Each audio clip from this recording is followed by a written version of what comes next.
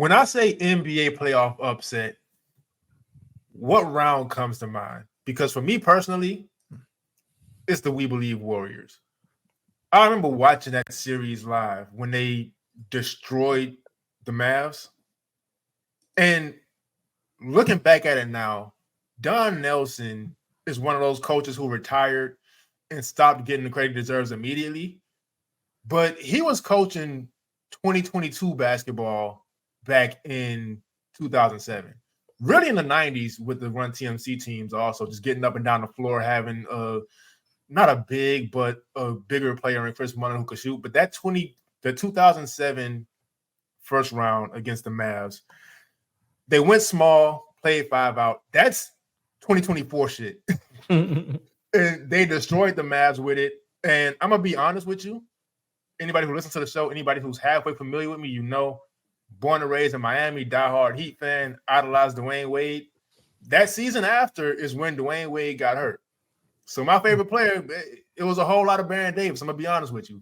Baron Davis, and not just that first round, but in that playoff run, 25.3 points per game, 4.5 rebounds, 6.5 assists, and that legendary-ass dunk on Andre Karolinko. Ugh. Jason Richardson, who I loved from the dunk contest back in the days, he ended up becoming a complete player. And so that playoff run, him, 19.1 points per game, 6.7 rebounds, 47.6% from the field. This team was so damn good. You had Matt Barnes defending, really 3-and-D back then. Steven Jackson, he doesn't get the credit he deserves as a defender and as a scorer when he needs to be. But he was a hooper. Monte Ellis struggled in those playoffs, but he was one of my favorite players growing up. That team itself was incredible, and they had been destined for something historic, to be honest with you. And to destroy the Mavs the way they did, it still gets talked about today, and rightfully so, because that was just incredible to watch back then. Yeah, man. That was just the innovation of just going 4 out, 5 out at a time. Yeah, like guys like Al Harrington. Al Harrington had like an awful series. Yeah. I don't even remember that. I'm looking at the stats now. Holy shit. Shot 25% from the floor, 12% from 3. But like just the threat of, being able to go 4 out, 5 out, make it Avery Johnson match up with him. But Avery didn't have the facilities to play like that. Just really took them out of their game. And you had guys, four or 5 guys at all times who could drive, shoot, pass, and they did a fantastic job defending Dirk. This is still when Dirk was he was MVP that year. Yeah, he was MVP, but this was the first series that teams the media was really looking at him like, oh man, is this guy big time or whatever? Shot 38% from the field, 21% from 3. He really struggled. They did a great job getting in his head. You having a lot of versatility. You mentioned Steven Jackson, 6'8", Matt Barnes, 6'8", Al Harrington, 6'11", Jason Richardson, 6'6", but super athletic. Baron Davis, 6'3", 6'4" guard. But stocky, strong, great stocky, defender. But you couldn't bully him inside. So you had guys who were versatile. They switched. They could blitz. They could play the passing lanes, and they really disrupted Dallas, who was looking for a real comeback season as the number 1 seed, one of the best records in NBA history, which is crazy. And but they were on a mission to try to go get theirs after falling short in 2006, and Golden State just the We Believe Warriors. You could mention that to any NBA fan, and they still know what you're talking about. 100%. Yeah, it was honestly crazy considering they had just made the finals. Like Frankie said, they were trying to see if Dirk was really going to take that tier. Like he already was elite, but like the best of the best, even though he did win MVP, a lot of that is record based, obviously, aside from talent. But like, was he really the best player in the league? And then just a team goes out there without any, they weren't scared. It was a bunch of guys who were counted out, honestly, for the most part. And, obviously we've heard the stories that Steven Jackson as well as Matt Barnes have said, even on their podcast, like they knew what they were doing. Like they were playing just a certain way. They knew that they matched up well even before the series started. Like they had figured some things out against them. Yeah. And too late to adjust, didn't adjust in time, and took it right from under them. Like came back and just gave it to them in 6 games, moved on, obviously lost the next series, but even doing what they did to what was at the time like the best team in the NBA record wise was honestly ridiculous. It's so, and we don't have to get too deep into this part of it, but it's so crazy. That's the team Kevin Garnett almost joined. Yeah. Like, can you imagine? But anyway, who's y'all's like upsets that come to mind? For me, oh man, it's one that I hope that haunts me, honestly. It's an upset that upsets me. It is the 2010-2011 Dallas Mavericks against the Miami Heat in the finals. Yeah. There's just not much to be said. It was the first year LeBron obviously came here. You know, the expectations weren't that, if you get what I'm saying. The expectations was Miami was supposed to win. Like they made it this far. And, ironic that the first 2 series we talked about, Dirk has been involved, one on each side of the coin. But it was crazy what they were able to do with obviously Dirk, not just, Dirk didn't have the best series, but getting all the way there. But once he got there, he was still Dirk. Like he still garnered that attention. But realistically, it was what the role players did. It was a series where role players, role players won them that series. Like no doubt about it. Like say what you want to say, but the Jason Terry's, obviously the 3-point shooting from insert X name here. Like literally the whole team was just on a burner that series. They did a good job, obviously zoning up against Braun, specifically in the fourth quarter of those finals. Like just a lot happened. And it was one of the craziest upsets ever. Like the Heat were title favorites before the season started. Once they made it to the finals, they were obviously title favorites as well. It hadn't been pretty up to that point, but just the idea of this is the first time that these 2 of the best players in the league at the time, in Wade and LeBron, were joining up again. And then Chris Bosh, one of the best power forwards at the time, was joining up as well. And they were realistically facing Dirk Nowitzki and the boys. And it turns out that 3 players didn't make a basketball team. And, one of the most historic upsets, a lot of media and narratives were behind that upset as well. Yeah, but you know what? I've mentioned sometimes, I don't know if I've said it on here or on social media, but if you played basketball and you didn't get that far, to be honest with you, there are things that happen watching the games now to where you start to fully understand the mentality your coaches had. And that series, as disappointing as it was, it did teach me a valuable thing that I carry on now. It is a team game, and you need everybody on a string. You need everybody playing a role to perfection, because you really saw the inverse of it. You saw, one, Dwyane Wade got robbed of a finals MVP by his teammate, but that's not this kind of show. I say teammates because Chris didn't have a bad Chris Butler pretty rough too. But we were talking before we got on air, and this is why I say it's a team game. Outside of those 3, that was not a good team. They kind of filled in the blanks. We mentioned Udonis Haslem was coming back from injury, but they were like Gary Dampier was on that roster. It was Jonas Ilgauskas' last season. He was playing some minutes. It was I can't say we because I don't know what y'all's mentality was that season, but I for sure let the glitz and glam kind of blind me from what that team really was. Yep. And Rick Carlisle did not get blinded at all. No. But then why I say it's such a team game, like y'all mentioned, Dirk struggled. Jason Terry did not. And he's been waiting since 2006. Deshaun Stevenson did not struggle. JJ Barea, he came in. Obviously, we see the meme and all that stuff, but he did not struggle in that series. And that's when I really started to understand just how much of a team game it is. And I started looking at all the teams kind of teaming up after that. And there's a reason none of them worked, aside from the Warriors. But even then, the Warriors, that's an example of being a star in your role. Klay Thompson's just the best 3-and-D player of all time. You can't. Draymond Green's one of the best defenders of all time. Yep. But those are still guys playing roles, and so that's what that series taught me. I had to find some kind of silver. I'm leaving here with something. So that was it. But Frankie, what you got on that series? Yeah, no, a lot of the same things you guys said. Just looking back on it, I'll just always say that, you know, the Heat were the more talented team, but the Mavs were a much better team. Mm-hmm. You look at it like we talked about Bosh and LeBron having a bad series, but Mario and Dwyane were the only ones that had good series for the Heat.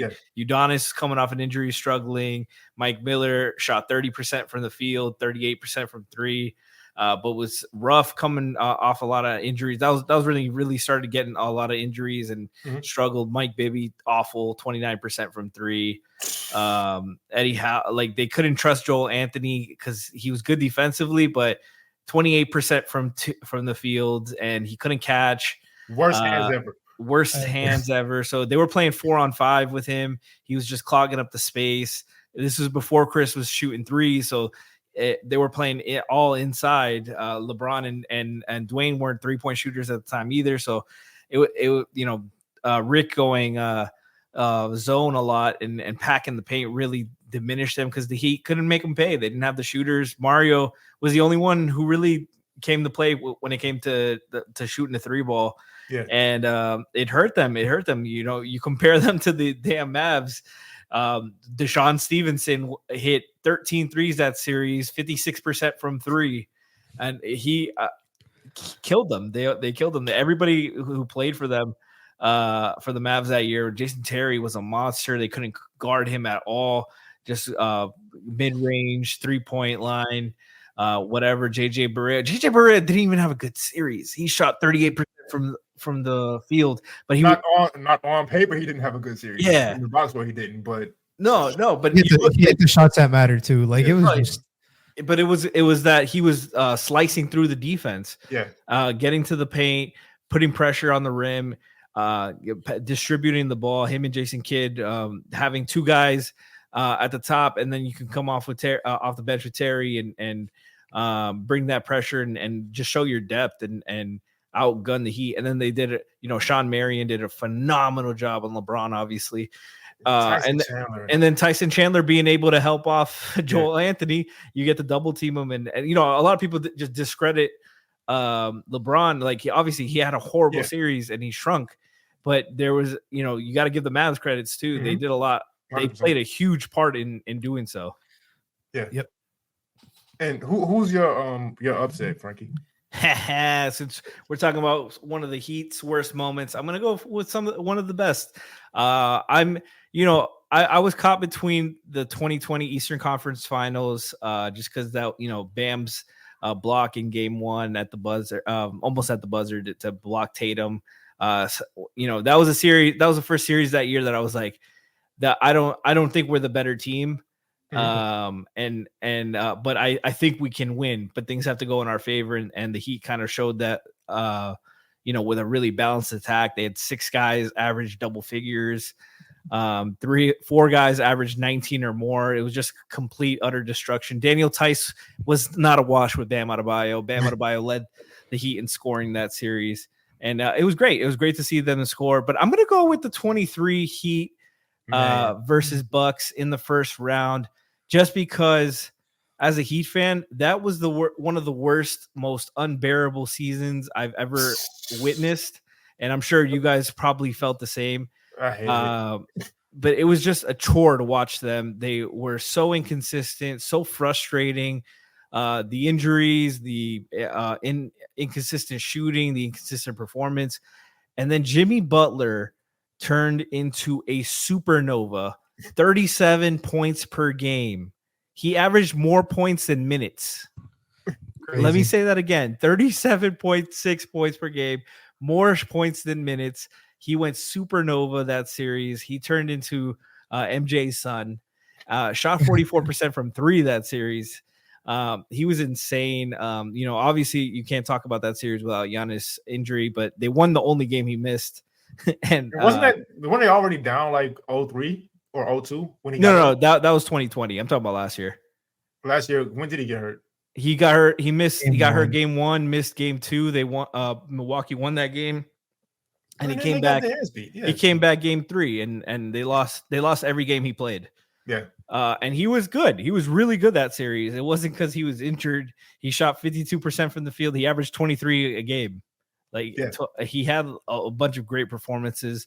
He just obviously wasn't himself. Chris Middleton had a great series, but they were picking on him and Drew defensively. And Jimmy was just unbelievable. That was like the mythos of Jimmy. Like when you talk about Jimmy Butler, when he's inevitably a Hall of Famer, that's going to be one of the first series you talk about. And you know what? The thing with Jimmy and his performance that makes it so incredible is skill-wise, you could say Jimmy Butler is a very limited player, right? In comparison to these other guys. His left hand ain't that strong, which is pretty funny. Like that, like I want to use the word iconic, but it's iconic among Heat fans. That step back 3. He came up on the left side of the court, dribbling with his right hand, stepped back with his right hand, shot it with his right hand. Like this is not normal stuff from a like elite level NBA player. And this is against an elite. This is the Bucks before they traded Drew Holiday. Phenomenal defense. Just said they were picking on Drew Holiday defensively. Picking on the man. On Drew Holiday. He was a first team all defense, DPOY candidate. Like the Bucks, this is Bucks 58 wins. Like they were one of the title favorites, if not the title favorite. And Jimmy was telling Drew, "You can't fucking guard me." He said, "I own you," and the Heat were down at the time while losing. Yeah, I was gonna say Milwaukee. In Milwaukee, yeah, like against not just Drew Holiday, 3 Defensive Player of the Year finalists. Yes, and Drew, obviously Giannis and Brook Lopez. Like that series was, I think Frankie hit it right on the head. That was the most out I've been on a team, on a Heat team before the playoffs, ever. I think it's fair to say I did not think that they were good enough. What solidified it for me, the previous 83 games that they played, because I saw every single one of them. Like there's nobody who saw those 83 games and generally believed that, they can win. But Jimmy Butler just literally decided that it was not today. Not this is not how I go out. And they got us last time, and not just Jimmy, obviously. Oh man. He gets a lot of credit, man, but the white mamba Duncan Robinson himself.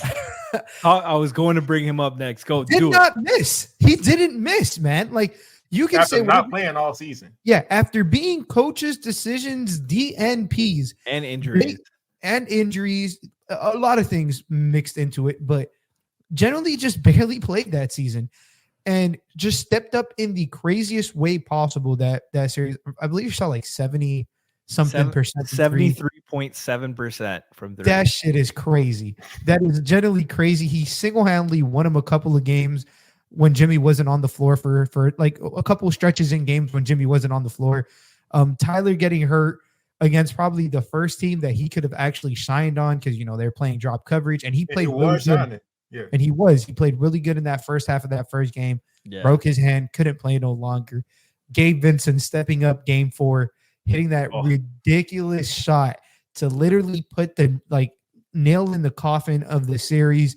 Down 4, he hits a 3 with 5 seconds left, and then the iconic Jimmy tip in with no time left. Like it's just everything went well for the Heat that series. Their 3-point shooting was legitimately on a burner after them being the 45% from 3 that series. Second or third worst 3-point shooting team during the regular season. Year.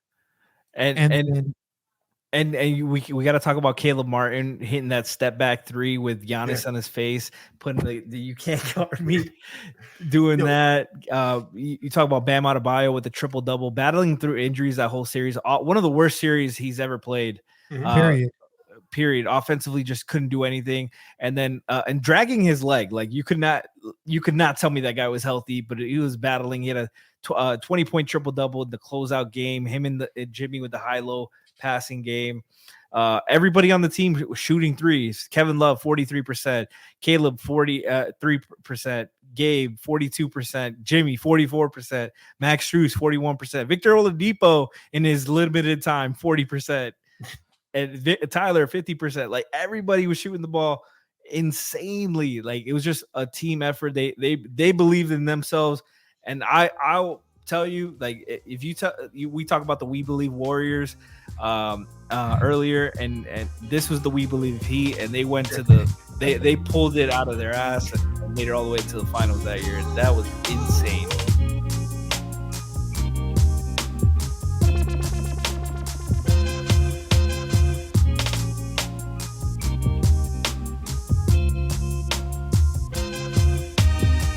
Ladies and gentlemen, welcome to another episode of Playoff Route. Now, I know saying welcome 20 minutes in is kind of crazy. Here's what it is. We got caught up.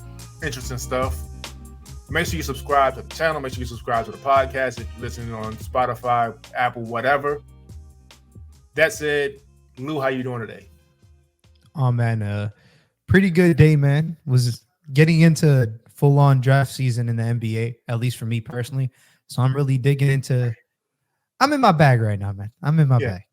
We're going to have a lot of real fun. And if you listen to the show, you know we do things differently from everybody else. So look out for draft season. We got some ideas. It's going to be real cool. Frankie, how you doing today? I'm doing well. Like Lou, I was watching some drafts coverage stuff. Got to watch the Heat pull off a nice win against the Cavs. I'm excited to talk some hoops tonight. All right. It doesn't matter how I'm doing. I say the same thing every week. I just woke up. I edit this a lot. I got a bunch of stuff I do. I have a crazy schedule. It is what it is. Now, looking at the Eastern Conference this season, who do y'all feel like can upset one of those top teams this year? Because I feel like we all have the same idea because we watch the team more than any other team, but we can still have a conversation. Go ahead, Frankie. Go ahead. Out of the bottom half of the playoff teams, you know, you got right now, we stand on March 20th. It's Orlando 5, Philly 6, Pacers 7, Heat 8, Bulls 9, and Hawks 10. Philly with if Embiid comes back, I don't think you're considering them a lower seed upset. Mm-hmm. Orlando's young. I think they're good. I don't think it's their time yet, but they're going to be an annoying team. I think it's Indiana and the Heat are really the only two teams that I can see. And Indiana, like, it all really depends on Tyrese with how he's looked since injuring his hamstring. I can't really trust them yet. So, and I want to go into the record. I don't trust the Heat either.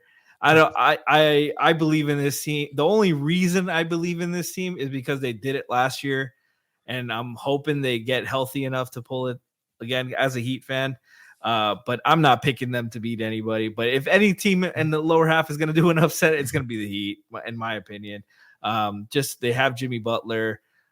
They have battle-tested guys. They have guys who performed at a high levels in the playoffs. They're not afraid of the moment. They have Eric Spoelstra, who's if it's not the number one, he's the number two reason. But him and Jimmy, you can pick whatever. Why teams are going to be afraid of them and be ready to play. Like, no, right now they're set up at the 8th seed, lined up against the Celtics. They upset the Celtics. They took 3 games in Boston last year. They're not afraid of them. Mm-hmm. Even this Boston team is completely different and scary. But you also look at the upper echelon of the East, like the Boston's on a different tier from everybody else. Milwaukee's very vulnerable. Cleveland, New York, those are vulnerable teams as well. That also plays into it. So I would pick the Heat against most of those other teams if they're healthy. Mm-hmm. Boston's the only one I'm like, I don't want to play Boston early. So the thing about the Heat, I do want to kind of add on to your point about them doing it last year. They also did it in 2020. And that's the thing. You never really know with the Heat because, one, Jimmy Butler outwardly and openly doesn't care about the regular season until like late February, early March. Mm-hmm. Eric Spoelstra, with that job security, what that gives him is the opportunity to just throw shit at the wall and I hope it sticks during the regular season. and also just work on things going into the playoffs. They've played a lot of drop coverage this season, if you've noticed, and they typically don't do that. They're typically a very switch-heavy team. So you can tell Spoel's trying to prepare for something in that sense. They've also been extremely injured this year. So it's tough to get. And Indiana also, like Tyrese Halliburton, we've talked about it on, I think, the first episode we ever did. He is that team, and he's missed a lot of time with injury. So factoring those things in, I can definitely see it. But with the Heat specifically, the roster itself, they are so much better than last year's team. They're so much better. The problem is, I get that. I'm sorry to cut you off. Yeah. I get that. Like I get, like, I like Jaime a lot more than a lot of the guys they have here. I just don't think they have the variance in shooting that had last year. Like Kevin and Tyler and Duncan are their three best shooters, but they also had Max who could go off and shoot 40% for a series. They also had Gabe who could do that. I don't believe in Jaime like that. I don't believe Terry could do that. Terry could carry them. But that's the only other guy, and I don't believe in, and they've been so inconsistent that, like I don't believe in them as much. And you mentioned 2020. I really believed in that team. I did too. That was an upset for everybody who wasn't watching them. I picked them to beat the Bucks. I picked them to beat the Celtics. And they got hurt against I picked them to beat the Lakers. I picked them to pick the Lakers, but that was more of a homer pick. But I still think to this day, if healthy, they could have beat them. Yeah. By the way, and I don't want to go off on a tangent because a lot of different reasons, but let me just say real quick, I feel like the people whose teams didn't go far in the bubble are the ones who discredit the bubble. Oh, but the further away we get from it, the more I love the bubble. That was some elite basketball being played in there. For sure. But it was. Yeah, go ahead. Oh, just to continue on the tangent for a little, it was the first time we saw players fully rested with the same advantages for everybody. Mm-hmm. Yes, at all times, everybody had the same little routine. It was just neutral court. Like, oh, bro, I know they probably won't bring it back because never. And not even being homers. Those Jamal Murray, Donovan Mitchell matchups. Oh my goodness. What Luka did to the Clippers in the bubble too. Man, my goodness! Like that was some of the best basketball. Maybe it's because we were deprived for so long too. It was what it was. No, not even because that was some incredible basketball. If you talk about I was thinking about this today. 21 is way more of a asterisk season. Everybody had different regulations for COVID, for their fans coming back. The fucking Raptors didn't play in their home country the whole season. They played in Tampa. Like, you want to talk about a season where everything was different and nobody had the same advantages. It was that season. That was 21. Different states had different COVID vaccine rules. You look at the Nets and the Knicks getting penalized for that with Kyrie. And Andrew Wiggins had to get his team had to force him to get vaccinated because of that. But it was shit like that 21 was way more of an asterisk. I'm a Chris Paul fan, but that was the only year he's ever made it out into the finals. Like, it's the outlier. Denver, all those teams that were in the Western Conference, they had like 1 month's rest. Yeah, they had 1 or 2 months rest. They all got out in the first round. Those are all. It's the Celtics, the Nuggets, the Lakers, and the Heat. The Lakers are the only one that haven't been a perennial conference finals contender since then. Yeah. It's like, don't tell me the bubble was the outlier. I'm sorry, your team lost. Your team wasn't good enough. It was a neutral court. There was no if it was so easy, your team would have done it. Exactly. But back to the. I don't want to not waste. This is a great conversation to have, but spend a whole bunch of time on it. But Lou, what you got on the upset that could happen in the East this season? It's tough because I think each one of these top 3 teams has probably somebody I'd pick a little differently. I do think Miami is the obvious argument. In my obviously not even trying to be a homer. It's just too many. The Pacers, even them losing Benedict Mathurin now for the whole year, that really hurts him because he's somebody who can just get to the rim at will, specifically in the half court, and that matters in those playoff settings. But I'm gonna go with Philly.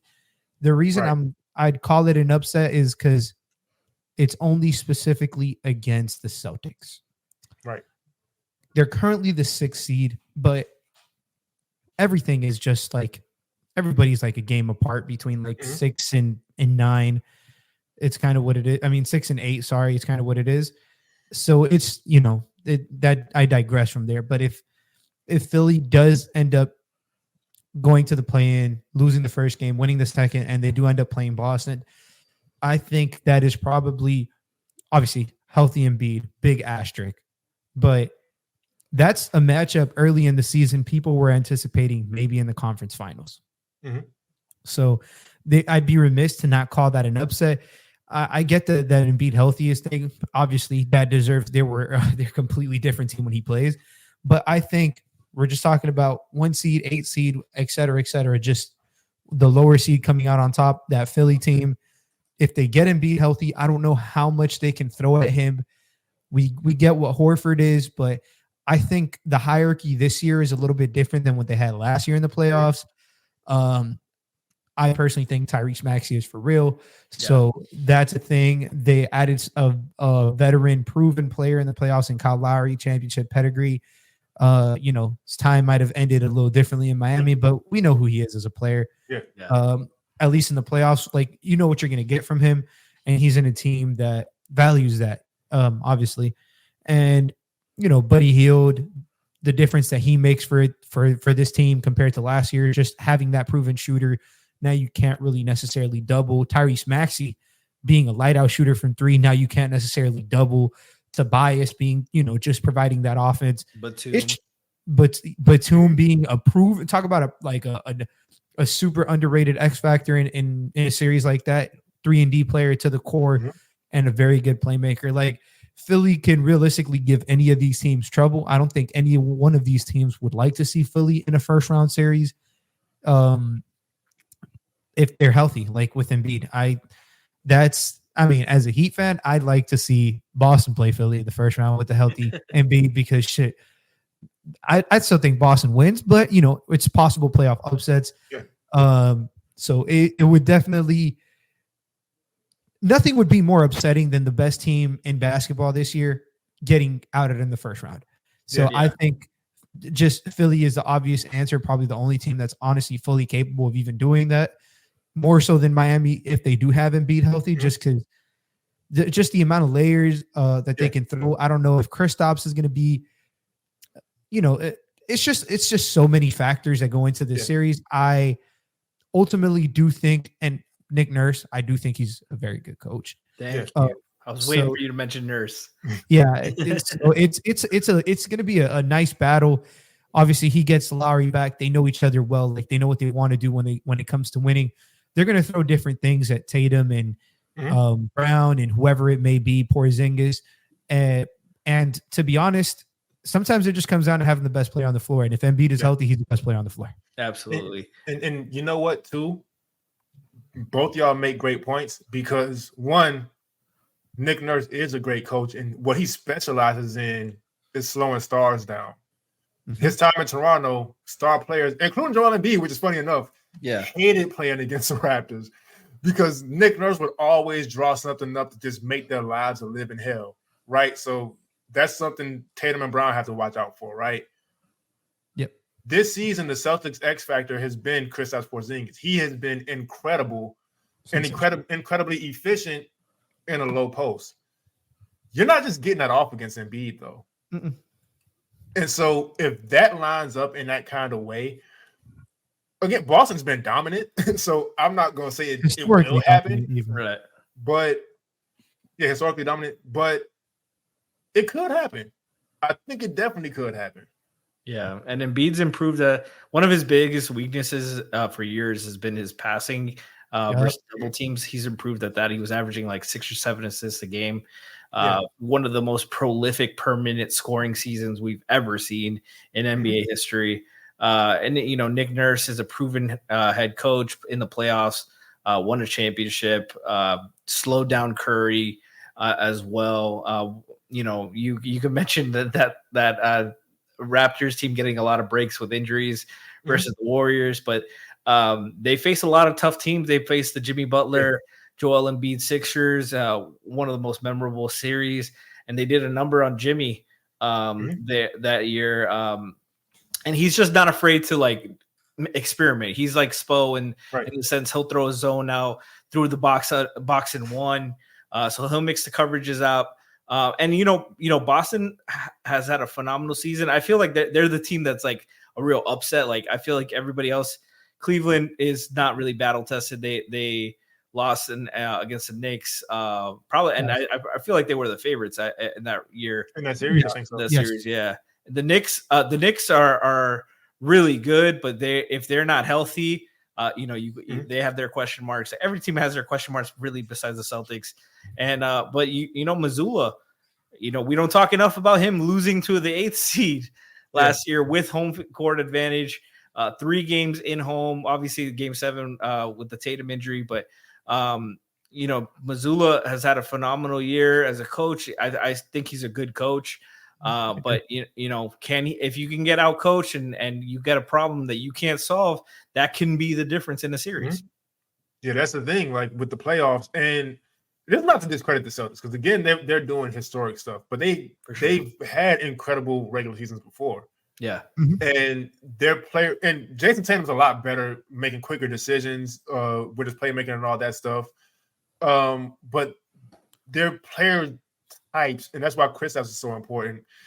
They have skill sets that, and they're still not even just Tatum and Brown, just in general. They still are very reliant on jump shooting, which it's worked. It has worked, and it is kind of a simple math thing. If you make more threes than the other team, you're probably going to win the game. But we've also saw that lose them playoff series multiple times over the past few years. And so who knows what happens with them. But again, with the Nick Nurse thing, I do want to also point out, because you did mention the 2019 thing, and that is something people use to discredit those Raptors teams. They were also very fucking good in 2020. For sure. So I definitely wouldn't count Nick Nurse out, just being able to once again just draw something up in that kind of situation. Now, Joe Mazzulla is a very good coach. He has that year of experience in a deep playoff run under his belt, but you never know. That Sixers matchup will be a great one.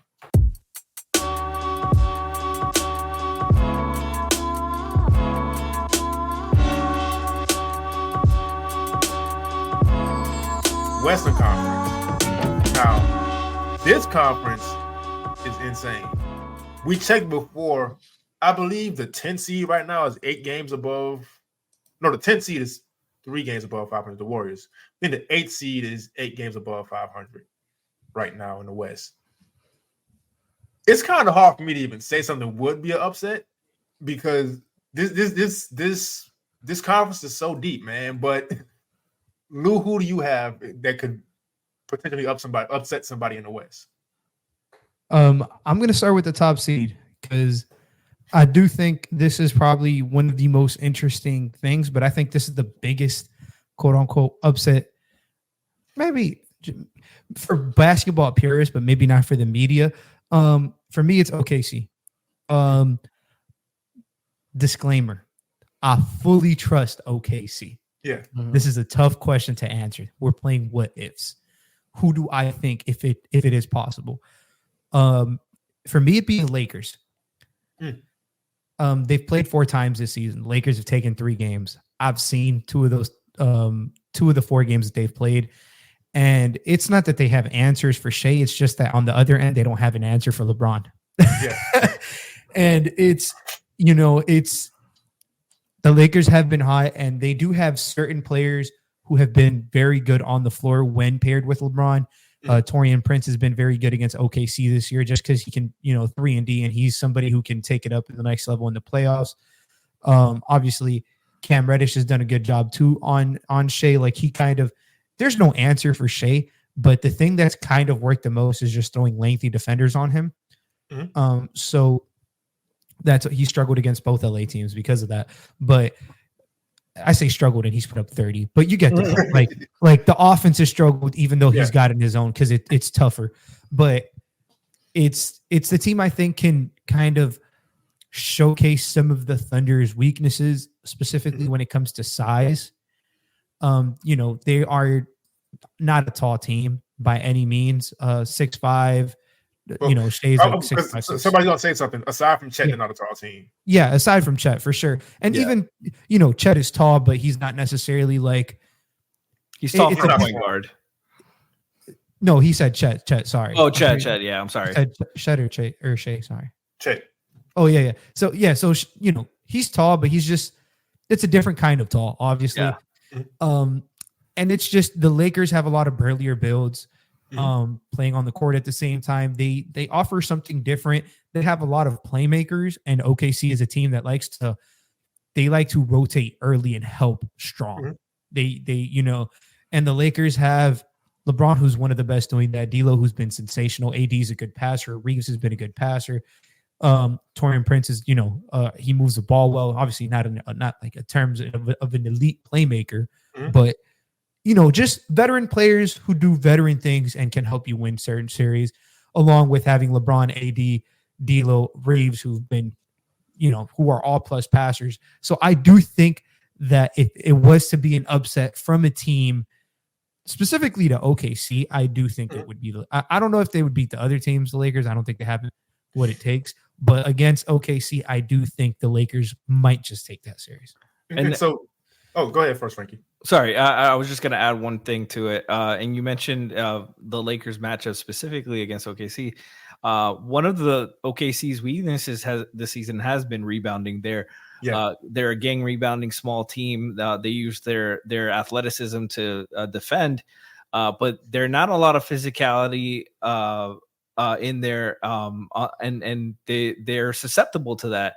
Like Lou mentioned, they don't have a guy to guard LeBron to really slow him down or bother him size wise, and that's a lot of pressure on Chet. You have AD there who they will attack the glass and get extra possessions there, and that could be the difference there.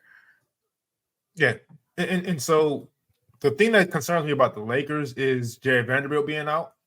That concerns me.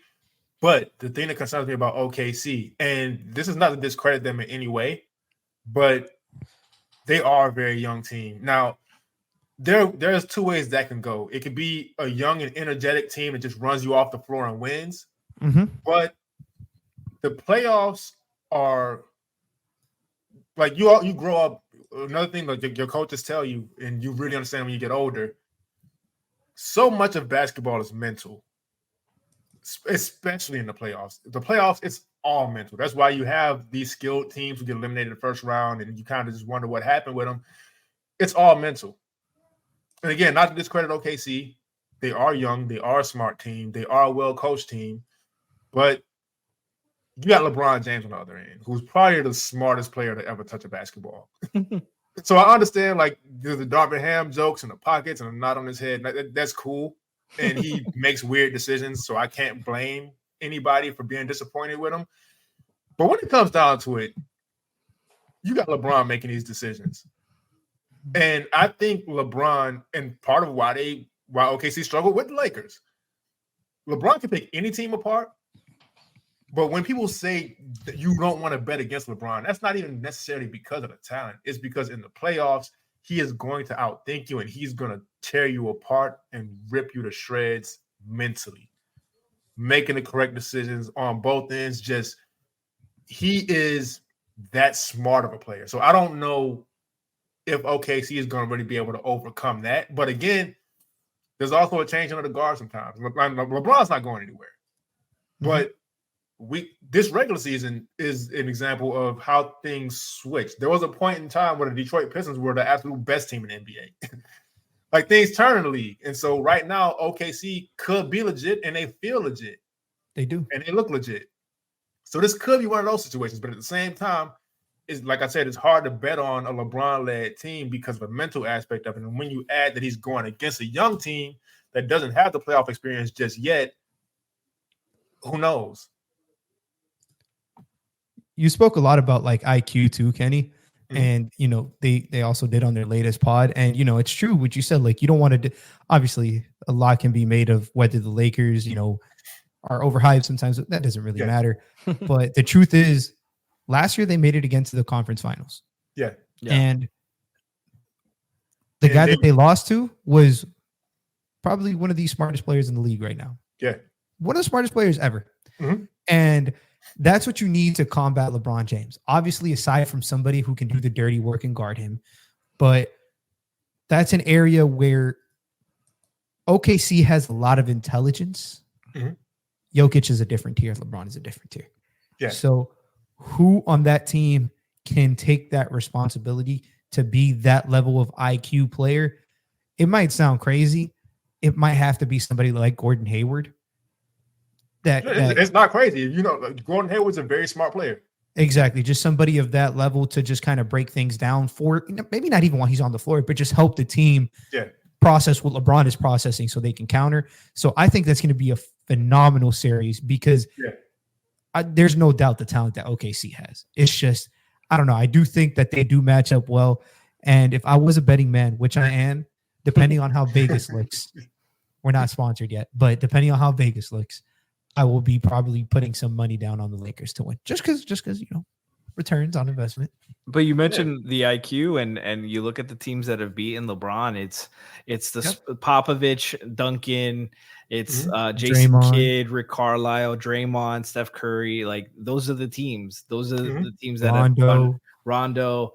Those are the teams that have that guy, have that coaching, and they're completely able to. And like, part of the thing is OKC isn't really battle tested. They're super young.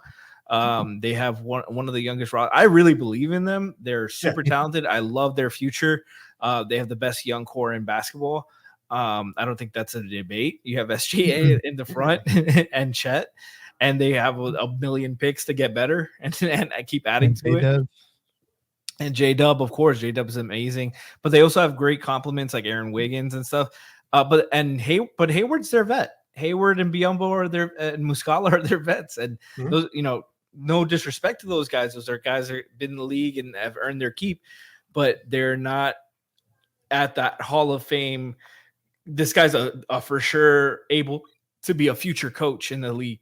Level. And that could be the difference. And also OKC has been playing Josh Giddey a lot, and his shoot, his minutes have dwindled down a lot, but his deficiencies have hurt them, and his willingness to shoot and be a willing shooter and be an effective shooter have really hurt them, and teams have played off of him and taken advantage of it.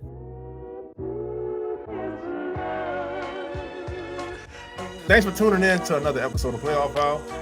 Make sure you subscribe wherever you consume this, whether it's audio, video, wherever. I'm Kenny. Social media, KennySpenceNBA. I don't care if you follow me there. Actually, I probably prefer you don't at this point. There's just a lot going on over there. But follow Playoff File wherever you are on social media. Lou, where can they find it?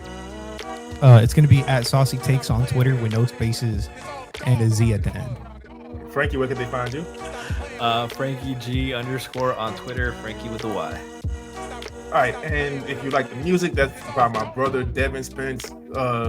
His Instagram is BlackGlowMusic. You can also download his EPs he has on all streaming platforms, and we'll see y'all next time.